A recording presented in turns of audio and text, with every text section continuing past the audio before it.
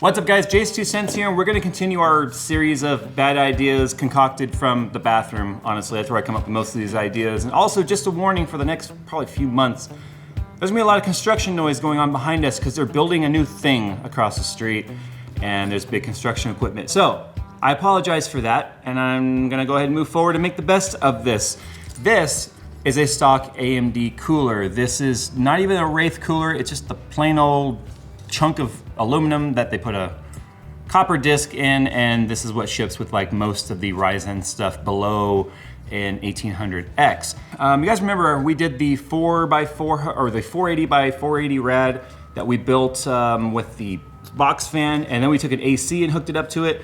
Now we're gonna kind of do sort of the air cooling version of that. We're gonna take this, we're gonna take the fan off, and we're gonna hook a shop vac up to it.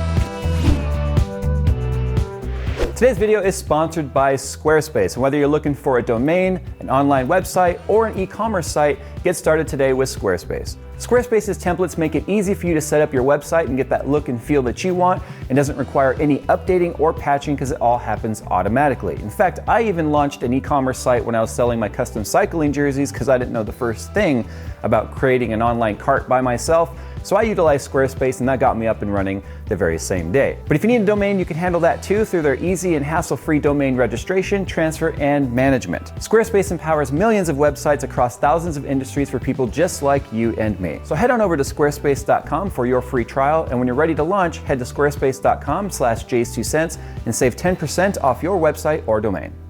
So it looks like it just has this little ring. Well, okay then.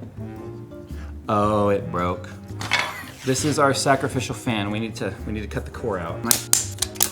So there's that. So this is now our shroud that we are gonna use that mounts to this, so that we can use our coupler to our tube, see if it works. Let's go. Make like the Mario. Okay, so here's what we got here. We got a 3" by 2" coupler. This is our, well, it looks like a throttle body to me. So this goes on the cooler, this goes on this. Once we loosen up this, it'll fit on there. This 2" is pretty much like the standard size for most shop vacs. So that's how it's gonna look on top of the cooler. So now we gotta go get our shop vac. All right, so we were looking at the shop vacs and we realized they all kind of suck in terms of their diameter and their length. No, I'm just kidding, jokes aside. So the shop vacs just did not seem to have the power we were looking for, the volume we were looking for, so we kind of pivoted and changed our concept mid-video. We're gonna go with this guy. It's not actually on. I thought the length was gonna be more, shut up. All right, so $146 later, we're on our way back to the studio. That's pretty much the price of a good AIO or a good Noctua or something. And it's something nobody should do, but we're still gonna prove why you shouldn't do it. But I wanna talk about something, because I know inevitably at this point, people are going, Linus already did that. He already blew air into a case like that. Yeah, he actually blew air into the case. We are blowing air directly into the cooler to see what happens. So consider this inspired by while I was taking a dump. Okay, so first thing we have to do is I took another fan. I realized I didn't do a baseline. We have to see what this can do on its own. I don't even remember which cooler I got this out of, to be honest, but I can tell you it's twice as thick as some of the other coolers that come with Ryzen. As you can see, it also has the copper core with a single heat pipe in there. So we're gonna go ahead and get this set up on the test bench, well, test box, and we're gonna see what our baseline temperatures are, so we can at least see how much it's improved. I don't think it really matters because nobody's gonna do this. Practically. Optimize defaults and restart. So what just happened? It thermally shut down because I forgot the previous settings I had on this 2700X were when it was overclocked on water, and it was set to 1.5 volts and it was idling at 7 DC. So I just did a bunch of baseline testing with the stock cooler on here. I'm using the Ecotherm. I love this stuff. It comes with all the graphics cards from EK, so I've been using that for this. Temperatures are pretty hot though, because the 2700X comes with the Prism cooler, as you guys know, which has 4 heat pipes and a lot of fins, and this cooler doesn't come with that CPU, so I'm asking a lot of this cooler. I did 1, 2, 3, 4 back-to-back Cinebench runs, and you can see the increased curve right here all the way up to 93 Celsius, which is only 2C below throttling. So if I had done another test right there, I'm sure we would have throttled.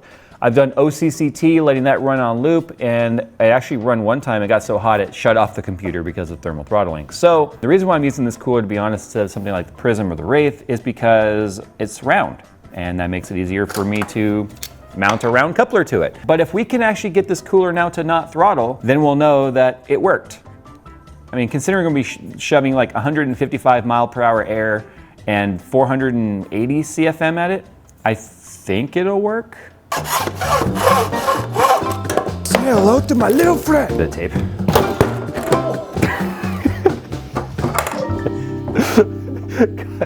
Cut it. I really wanted to use a coupler on this rather than taping because I don't want it to be such a turbulent step. So we need heat, and I left my heat guns at home, but we have a stove. Come on. I'm gonna go low heat like that. Whoa!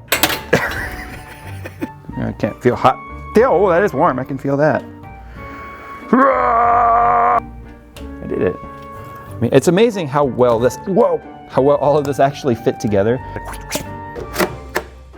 All right, so obviously we're set up and you can hear it. As you can see, this is the lowest I can get the motor to turn where air is still coming through. So obviously it's blowing through here and down.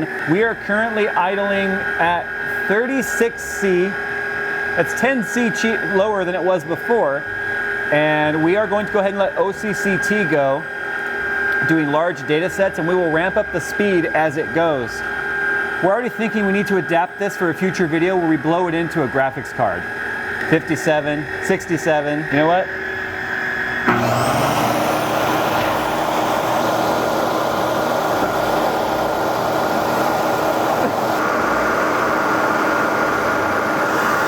I want to let it get hot and then see how quick it cools down. 89, 90.